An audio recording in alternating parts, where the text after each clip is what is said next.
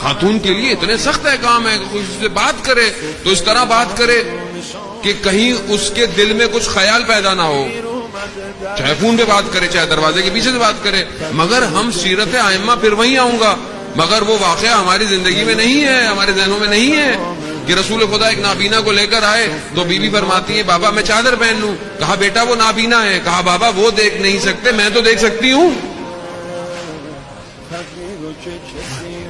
یہاں ماؤں بہنوں کو بولو پردہ کریں تو کہتے ہیں وہ حجاب تو مولانا صاحب دل میں ہونا چاہیے.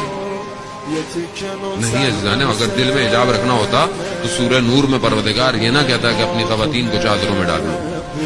مگر خدا سے زیادہ بہتر ہم جانتے ہیں یہ نفوس کو پاک کرنا ہمارا کام ہے.